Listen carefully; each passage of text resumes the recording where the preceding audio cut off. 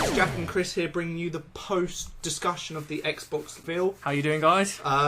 So let's start off with the first thing they revealed, which was the name. Yes. Now, it's not Infinity, it's not Loop, it's not 720, Thank God. It is Xbox One. Initial thoughts were... It's going to confuse geriatrics buying toys for their children. Yeah.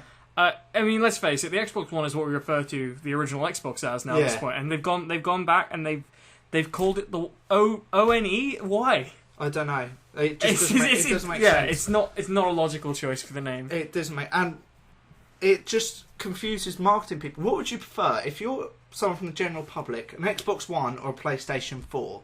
Just having that 4 in it just makes it feel a lot more advanced. Yeah, no, I don't know what they were thinking really. Yeah. Then again, I think that's the general. That's our buzzword for this entire conference. I don't know what they were thinking. They just okay. It was talking of buzzwords. It was full of buzzwords. My God, if you cut them out, it'd be like 1/3 the length. 98% of sentences were buzzwords. Energetic. We should have counted how many times immersion came up. Immersion, energetic, a new way of playing. Okay, so our general vibe is we're very, very disappointed with this. It was. Some bits were nice. Obviously, there's some bits that are quite impressive, like the actual look of the box. Yeah, that was it's a nice looking thing. Graphically, it looks quite nice. Yeah. Yeah. And going from like my kind of feel for the whole reveal was, it's interesting but not exciting. Yeah, but it pandered quite heavily to American audiences. I think that was our issue with it. Like, it alienated the rest of the world. Like obviously, they made a deal with the NFL. Which is fine if you're a fan of American football, but I don't really know many people who are fans of American football who don't live in America. Yeah. And they were talking about the way you could switch to TV. Yeah. Using Connect now, so you can go into live TV, and it was talking about American cable packages that do that, and we're not sure if that's going to be compatible with, say, because I live in Hong Kong, right? Yeah. If I was to take my Xbox from England to Hong Kong, would I be able to watch both Hong Kong TV and UK TV on it? I don't know. Yeah. No idea. Region locking could be an issue here. There were a lot more questions raised than answers given. They didn't mention the always online question. Yeah, but they kind of hinted so heavily at that. Yeah. Just the inclusion of it's cloud-based, our OS runs on a cloud. The power of the cloud. Yeah. You'd think it is going to be always online. Impressive statistic is the amount of servers they've bolstered themselves to. 300,000 servers, which is more computing power than the world had in 1999. You know, they weren't even that clear with the specs. They didn't. No, they really rushed through all of that, didn't they? Sony. They were like 80 billion transistors. Yeah. It's like, well, that's good. We all know how much a transistor is going to improve performance of the machine. Yeah, unless you were a real tech head, it kind of flew over your head. And they didn't even go... They didn't specify what kind of RAM it was. Yeah, it was just 8 gigabytes. It could have been like, pretty crappy RAM. Like Sony one's DDR3. DDR3, yeah. So yeah, comparing it to the Sony conference, it just wasn't as good. I think their demographic now, Microsoft's demographic, is 14-year-olds who like playing sport games and Call of Duty, and the family. They've made Apple TV, but sort of in an Xbox environment. Obviously, you can't play Xbox games on Apple TV, but you know now you can. It's not a gamer's console. It's not. That was my biggest fear. My fear was, they're going to spend ages talking about stuff that I just don't care about. And things I don't care about are cable shows, TV, apps that you can order pizza with. I mean, they mentioned Halo. But it wasn't because there was going to be a new Halo game. It's because they've invented a TV show. I know. I wanted that. Give me a Halo game. I'd rather have a Halo game than a Halo TV show. That's like we said when we were watching it. Forward Unto Dawn is a good thing. It was a good web series. But you would not sell a console with it. No. You can't. We've got an exclusive TV show. Why do you want to buy a games console for an exclusive TV show? It's just like... And because it's an exclusive thing, so it's not going to be on. It's not going to be on the internet. It's not going to be on Sky. It's not going to be on HBO. It's not going to be watched. Yeah, I know. Only people who've got an Xbox are going to watch it. So that thing is going to crash in like no time. It's going to be awful. Going with the interesting but not exciting kind of vibe. 15 different IPs are going to launch exclusives. That's a good number. 8 new franchises. That was the interesting part. Are going to launch with the Xbox One. Well, I mean, we've been looking for some new franchises for a while. Yeah. The question is, are they going to count things that have already been like spoken about? Like, does Watch Dogs fall into that? Yeah, it might be actually. Yeah, because we've already got Watch Dogs. We saw Quantum Break. Yeah, which is from the Remedy, who created Alan Wake and did Max Payne. Max Payne. Good pedigree. Yeah, good pedigree. But it didn't show us anything. No. And, you know, live action in trailers is just naff. It just doesn't show you anything nowadays.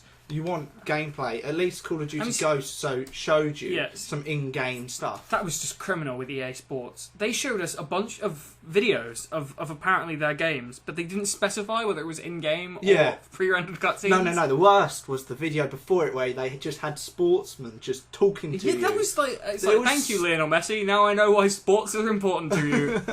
Yeah, we now know that you use your head in football games. Which is, I don't know how that applies to video games at all. Mm-hmm. It just doesn't make sense. The whole thing just felt so disconnected from games. And not to mention the way they even described the things that weren't about, like the way that you can jump into TV and change things. Yeah. It's like, well, that's not what you meant, was it? Okay, so before we continue our rant, I should say that me and Chris are game developers / designers, so we come from quite a game-heavy history. Yeah, we're not there for the entertainment side. I can understand as an entertainment box, fine, if you want to do that. It worked for PlayStation at first with the Blu-ray capabilities. Never even specified it's going to have a Blu-ray. No, they did say. They just...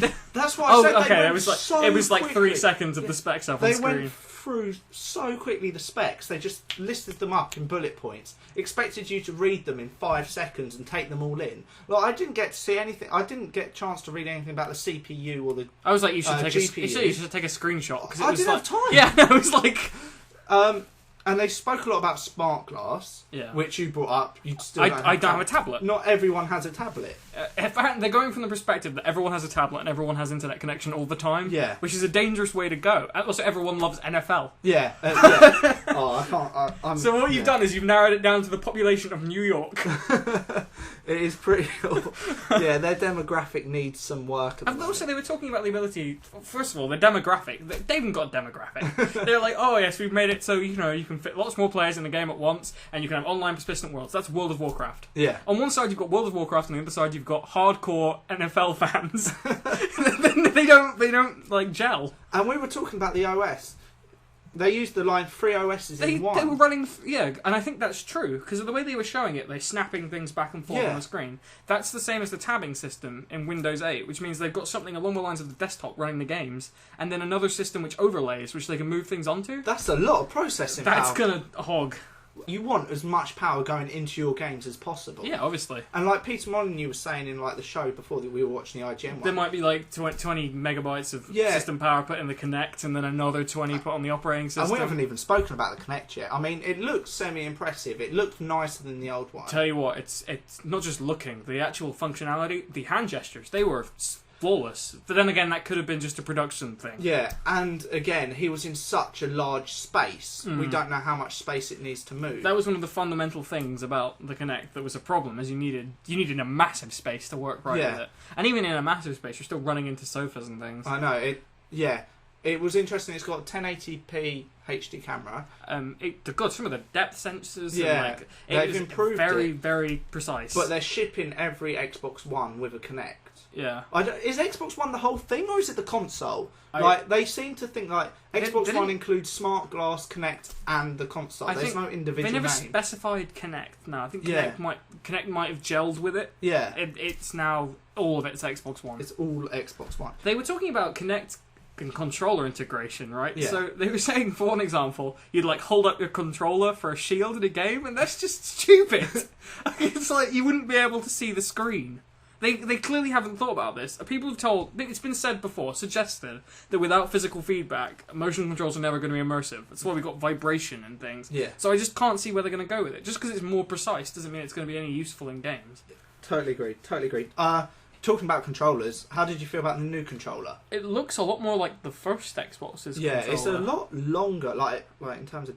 It is bigger. Yeah, I know what you mean. If you were to stand it up, it is a lot taller than the Xbox that's what controller. I meant, And the battery pack in the back's gone, which is quite cool. Yeah. I mean, that was the one bit that was uncomfortable. Face buttons seem alright. Still ergonomic, nice looking sticks, and they look quite nice. Yeah, good pad. And D-pad be interesting. It seems they've gone back to like it didn't have the transforming one. No, it was more kind of they'll keep trying with that D-pad. They suggested there might be individual feedback for each of the triggers, which would be quite fun in a shooter, I'd imagine, because then you've got some sort of you've got a bit of dimorphism in which weapon you're using. It looks like it is going to turn into a first-person console, first-person shooter console. I'm hoping they have a wired version so I can buy that for my PC. Yeah, that would be quite nice actually. So in terms of comparing it to the Sony conference, there was about 15 minutes terms in like talk about games. It was nothing. Yeah. Sony, you saw Destiny turn up, you saw Diablo 3, or you saw Blizzard. Yeah. Even though they're not Blizzard, Diablo's not a new game. It was still that was a go ahead. That was them saying Blizzard. It's like Blizzard's like yes, we're willing to develop for your console, which is massive. Watch Dogs was there. Didn't even hear a peep about that. No, it was the most exciting thing in the whole thing was Call of Duty. That was the biggest game that they showed us, and even that, like they were like, oh, we'll take a new direction with this. Who was the writer of Traffic? I don't know. I don't know. They've got some new writer in it. I think it's looking like they're trying to make it more story focused. They've added a dog, which has worked very well for Fable 2, but which they'll inevitably kill off to make you have some feels. Yeah, but in fact, it only looks as good as Crysis 2. Yeah. So it's not. They were going very heavily on the graphics, and it wasn't that graphically impressive. They were kind of contradicting themselves the whole way through, though. They were saying they're focused on gameplay, and then, but look how glorious it is. Yeah, look at all these. Oh, fish run away when you swim close to them. I know, because it's like in Crysis when they spent so long modelling trees, it just doesn't have an impact at the end of the day. And it's nice. It is nice that it would look nice, but at the same time, you'd want. I think they did talk about one innovation in multiplayer, which I was like, oh, that sounds kind of cool. Oh, dynamic maps. The dynamic maps now, so players can like set traps, so there might be a flood during the fight. But that's interesting. Does dynamic mean just one playthrough though? So you play through it once, you see how everything changes, then it's always the same. Like, yeah, that's very true. Because that's the same with like Injustice, Gods Among Us. You only see like the maps change like once or twice, and then it's all the same. It just repeats and repeats and repeats. And they've had that all the time with Halo. I mean, the dynamic in that is different people get hold of different vehicles, and then that completely changes the way people play. And will that dynamic like gameplay aspect mean that they can be lazier and pump out less maps? So they're like, oh, we don't have as many maps, but they change. No, this is Infinity Ward. They love to sell maps. That is true. They'll sell them for like 15 quid. We saw a bit of the user interface. Yes. How impressed were you with it? I thought that was quite nice. It seemed streamlined, it seemed cool. It was basically Windows 8. Yeah. And I like the way that you could tab in and tab out with Skype and things. Yeah. Because they know they've got a full integration with Skype, which is, that's cool. With your camera there as well, you could like have family-to-family conversations. Yeah. See, that's why I think their demographic is 14-year-olds and families. Yes, I know. It's not at gamers anymore. As Peter Molyneux said, with Skype chats there, you wouldn't want to be talking to someone while playing a game like Call of Duty. No. In case it was something other than their face on the camera. And they were talking about multitasking. There's only in some situation where multitasking is useful. Like, the guy was like, oh, I'm watching this Star Trek film. I've heard such great things about the other one. I'll watch a trailer of this new Star Trek film while I'm watching this one. Yeah. No one does that. No one ever does that. And you were saying, right, when you've got Smart Glass up, if you're watching Game of Thrones, you don't want to read about Game of Thrones when you're watching it. Yeah, the whole point of Game of Thrones is you watch it, you watch all the characters. You take in so much stuff. Yeah. It's this, no. Yeah, it just doesn't. The whole conference just did nothing for me. Just nothing as a gamer. It wasn't. Yeah, it just wasn't. The Sony one I came out, I was like, oh yeah, I'm pumped. This is the new generation. I've seen so many Peter new Molyneux. games. Yeah, that was like the whole development cycle of Fable 2 in one sitting. Yeah, like he's there. It's like it's gonna be great. He gets to the end. It's like I couldn't get anything out of it. Yeah, he looked like someone had hit him around the face with a fish or something. He did not look happy. No, he was a depressed man at the end of that conference. And yeah, because the Sony one also spelt out good things for developers. It was more like PC orientated in terms of development, so you can port stuff much more easily. It just it was so frustrating. Yeah, it was so frustrating. It was like you can do so much better, Microsoft, but they obviously just The only saving grace, the only bit of optimism I have at this point is they kept talking about E3 and saying games will be at E3. So I am praying that they will show off. They've done all the crap now. Show us some games. Hopefully, our reaction is the public's reaction. Yeah. And they just get absolutely slaughtered for that god-awful conference. I'm not even sure about that because they were talking to the IGN editorial team earlier on in the show, and they were like, "Oh yeah. No, what we need is more Call of Duties and Netflix." Oh yeah, and social networking because we don't have enough of that. We want Xbox Live to be a social network. It's like, no, we Xbox don't. Book. It's just it's a depressing conference indeed. It was very. We said it ourselves. Like, even if E3 is our saving grace of this particular console, someone sat down with a design team and went, "What is the best way to sell this new console?" all of this bollocks, and someone ticked it off, and they went through with focus groups, and it was great. Okay, that was an hour long. Yeah. Okay, how much of that, in terms of percentages or minutes, do you think was worthwhile? 10 or 15%. 10. Yeah, it wasn't good. I'd say 5 minutes of that. There was never a point where I got excited. Yeah. Like, I should be excited about games. I want to be excited about games. I get excited about giant corporate fuck-ups, though, so it was quite entertaining. I don't know how much they can pull this off. And Xbox One just they didn't start it well. No. Xbox One isn't a good name. I mean, we'll get used to it. I'm sure we'll live with it. But you said yourself, Matrix references abound. Yeah. Gonna go play the One. I'm going to play for my 360, that's fine. I'm going to play my PS4, that's fine. Just call it the Xbox. Why wouldn't they do that if they're going to confuse people like that? Yeah. And even Infinity, because that makes so much more sense. You've got all these infinite possibilities, all this TV, all this movie stuff, all this absolute infinite garbage that we can throw into it. But just one? It just didn't make any sense. And they said earlier on, it's just one console with all you need, and then they showed us 3 individual parts of it. The best bit, the most exciting bit, the best bit was them showing us the hardware, the actual hardware. Yeah, and that was the it first looked nice. That was the first 5 minutes. It wasn't in the first 5 minutes, first 30 seconds. It is pretty. It is very pretty. It looks a bit bigger than the current Xbox Slim. Yeah. But, not huge. No. And Kinect sits quite nicely on top of it, which is going to be interesting. So yeah, anything else more to add or rant about? I'm just going to weep quietly in my room for a few hours now. You're just going to go back to being your PC gamer? Oh, absolutely. They didn't even specify if your Xbox Live profile would carry on. No, they didn't, did they? They didn't say anything. I just don't understand how they could be so vague. They just didn't cover anything at all in an hour. Right? Anything they just said buzzwords. It was 98% buzzwords. It was awful. Like, whoever did that should. You got to the end. He said, "Is that it?" Yeah, because it really was that. We got a short bit of gameplay for Call of Duty, and that was the only bit we were watching and thinking, finally, some gameplay on the engine. You know, it's bad where you want gameplay from Call of Duty, which you've seen multiple times. Because just show us the fucking engine, and they didn't. It was awful. It was awful. Okay. Hopefully, it's just us over exaggerating because we're particularly pissed off now. Okay. So, closing comments. Did that convince you to get an Xbox One? No. I'm looking forward to E3 because tell you what I am looking forward to. I want to see those new IPs, 8 new franchises. Well, I say 8 new exclusives. That's the problem though. What do you have to buy an Xbox One to get these great new franchises? If their exclusives are good though, then it's almost worth buying an Xbox One. Yeah, I just don't stand by exclusives though because I want all these beautiful things on my PC so I can mod them. Yeah, but to get exclusives, you need consoles. Yeah. That's the unfortunate thing. Unfortunately, PC for many games now isn't the sole developing apart thing. from Rome 2 Total War, which looks good. Yes. And Watch Dogs maybe. Yeah, that's going to be out on PC. Which is going to be interesting. I'm looking forward to Fallout 4, which is going to be at E3 apparently. I've heard in the clockwork. What did you think of Forza? Even that I wasn't impressed with. No, I said that there were only 2 cars racing at once. Yeah. I think that's very likely that they were running at higher graphical capabilities and they could run normally. Yeah. The particles and the wheel spin and stuff, it's too much. Yeah, it all felt a bit too much. Like in FIFA and stuff, if that was actually in game, their animation is phenomenal. But they went to the point of rendering all the buildings outside of the football stadiums. Yeah. It's just what? Maybe you'll see them multiple times. They just keep getting reused and before matches or something, like match opening.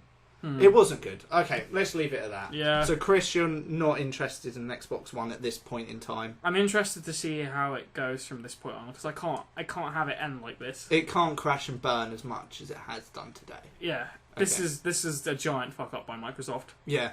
It was a bad move. Your call, man. Final thoughts. Not impressed. Very much leaning towards PlayStation at the moment, which is sad because I like my Halo and I like my Gears of War. But even Master Chief can't rescue this one at the moment. They didn't even bring Master Chief on the stage. It was a missed opportunity. It was. Okay, so that's ending it. Guys, tell us what you thought of the Xbox reveal. Are you as disappointed as me and Chris, or are you much happier, more enthusiastic about the Xbox One's future?